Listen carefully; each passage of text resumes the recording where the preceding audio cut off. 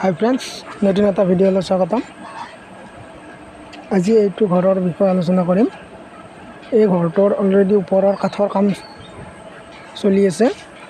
এই ঘৰটোৰ ওপৰৰ কাঠত কিমান খৰচ হৈছে, কেঞ্চি কেইপাত খাইছে, সকলোখিনি কৈ যাম। ঘৰটোৰ মেজাৰমেণ্টটো আপোনালোকক কৈ আছোঁ, আৰু এই ঘৰটোত টিং কিমান লগা হৈছে, টিঙত কিমান খৰচ হৈছে, সকলোখিনি কৈ আছোঁ। ভিডিঅ'টো শেষলৈ চাই যাব। এনেকৈ কেঞ্চিবোৰ ফিটিং কৰা হৈছে। ঘৰটোত যিহেতু দুই চাইডত টপ দুটা গাঁথনি কৰা হৈছে, আৰু ইয়াৰ টপৰ ওপৰত পাকাৰ কেঞ্চি দিয়া গৈছে, আৰু বাকী গলবানবোৰ কাঠৰে দিয়া হৈছে।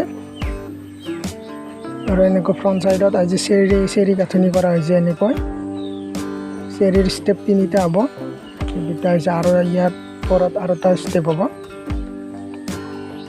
এনেকৈ চেৰিটো গাঁথনি কৰা হৈছে। আৰু এই ঘৰটোৰ মেজাৰমেণ্টটো হৈছে, দীঘলটো হৈছে 26 ফুট আৰু বহলটো হৈছে 15 ফুট। আৰু এইখন বাৰাণ্ডা, এইটো হৈছে ৰুম, প্ৰথম ৰুমটো। চাই লওক, ইয়াত পালিংবোৰ এনেকৈ ৰানিং জইন মাৰি পেলাই এনেকৈ মেজাৰমেণ্ট কৰি ৰখা হৈছে। ওপৰত এটা চাইড খোলা হৈছে, নেক্সট চাইডৰ কাৰণে এনেকৈ খুলি ৰখা হৈছে, যিহেতু কাম চলি আছে। ঘৰটোৰ অলৰেডি টিং অনা হৈছে। আপোনালোকে চাই লওক, এইটো 30 mm হয়, এলুমিনিয়ামৰ। ইয়াৰ লাম্বাটো হৈছে 10 ফুট হয়।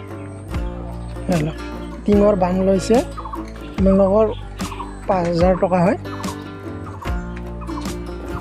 আৰু ইয়াত টোটেল ঘৰটোত টিং খাব এটা চাইডত 11খনকৈ, দুটা চাইড মিলি 22খন টিং খাব। আৰু টিঙৰ হাইট লাম্বাটো হৈছে 10 ফুট হয়। আৰু ওপৰত কাঠত খৰচ হৈছে 18000 টকা। 3 পাত কাঠৰ কেঞ্চি খাইছে আৰু 2 পাত পাকাৰ কেঞ্চি খাইছে। এনেকুৱা টাইপত আপোনাৰ ঘৰটো হৈছে। আপোনালোকে চাই যাওক ভিডিঅ'টো শেষলৈ। আৰু টিঙত খৰচ হৈছে টোটেল 16000 টকা, ৰেজিং মিলাই। এইখিনি হৈছে। আপোনালোকে ভিডিঅ'টো শেষলৈ চাই যাওক ঘৰটো কেনেকুৱা হৈছে।